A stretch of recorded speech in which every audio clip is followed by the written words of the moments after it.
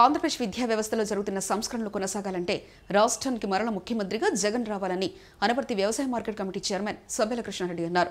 బుధవారం రామవరంలో జిల్లా ప్రజా పరిషత్ హైస్కూల్ నందు జరిగిన ట్యాబ్ స్టడీ మెటీరియల్ బుక్స్ పంపిణీ కార్యక్రమంలో కృష్ణారెడ్డి ముఖ్య అతిథిగా పాల్గొన్నారు.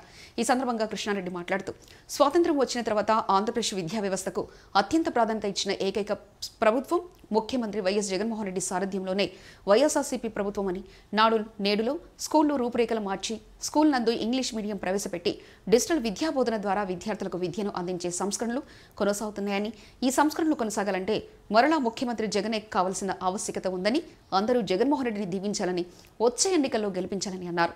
అనంతరం కృష్ణారెడ్డి పలువురు ప్రజాప్రతినిధుల చేతుల మీదుగా ప్రభుత్వం విద్యార్థులకు సమకూర్చిన ట్యాబ్ స్టడీ మెటీరియల్ బుక్స్ ను అందజేశారు.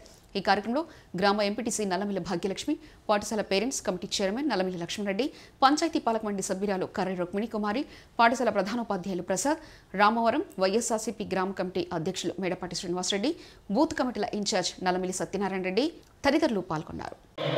బైజూస్ కంటెంట్ అంటే బైజూస్ అనే సంస్థ ఈ విద్యార్థులకు కావాల్సిన చదువుకు కావాల్సిన అన్ని విషయాల్ని ఆ కంటెంట్లో పెట్టి దాదాపుగా ఆ కంటెంట్ వాల్యూ ఈ ట్యాబ్ వాల్యూ కలిపితే 33,000 రూపాయలు అవుతుంది దాదాపుగా.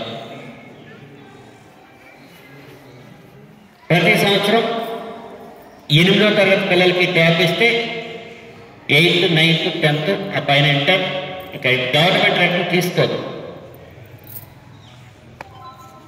10th అయిపోయింది కదా, ఈ ట్యాబ్ వెనక్కి తీసుకోదు గవర్నమెంట్.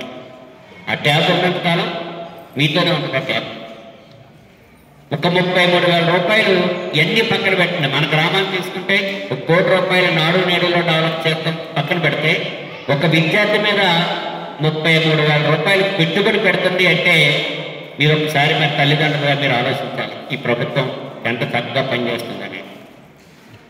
ఇంకా చెప్పాలి అంటే మరి గతంలో అయితే ఇలాంటివి ఏదన్నా అంటే గత ప్రభుత్వాలు ఎప్పుడు కూడా ఇలా స్టడీ మెటీరియల్స్ ఇచ్చిన దాఖలా కానీ, లేకుంటే ఈ ట్యాబ్లు ఇచ్చిన దాఖలా కానీ, స్కూల్స్ కొత్త బెంచీలు ఇచ్చిన దాఖలా కానీ ఇలాంటివి అయితే లేవు. ఇచ్చుంటే మాత్రం అప్పట్లో వాళ్ళు పార్టీ చూసేవారు. వీళ్ళు ఏ పార్టీ జెండా మోసారి పిల్లల తల్లిదండ్రులు ఏ పార్టీలో పనిచేస్తున్నారు, వాళ్ళు అధికార పార్టీలో పనిచేస్తే ఆ పిల్లలకే ఇచ్చేవారు. ఎవరైనా ప్రతిపక్ష పార్టీలో ఉన్నారంటే అటువంటి వారి పిల్లల్ని పక్కన పెట్టేవారు ఇవ్వకుండా. ఇదే కాదు, ఈనాడు ఈ ప్రభుత్వం అమలు చేస్తున్న ప్రతి సంక్షేమ పథకం కూడా పిల్లలకి ఇస్తున్న ట్యాబ్లు కానీ, పిల్లలకు కల్పిస్తున్న సౌకర్యాలు కానీ, లేకుంటే మనకి అమ్మఒడి ఇచ్చిన, విద్యాదీవులు ఇచ్చిన, వసతి దీవులు ఇచ్చిన, చేయూత ఇచ్చిన, రైతు భరోసా ఇచ్చిన, ఏమి ఇచ్చినా కూడా ఈ ప్రభుత్వం పార్టీలకు అతీతంగా ఒక వైఎస్ఆర్ కాంగ్రెస్ పార్టీకి పనిచేసిన వాళ్ళకి పథకాలు ఇవ్వడం, తెలుగుదేశం, జనసేన, బీజేపీ ఏ పార్టీకి పని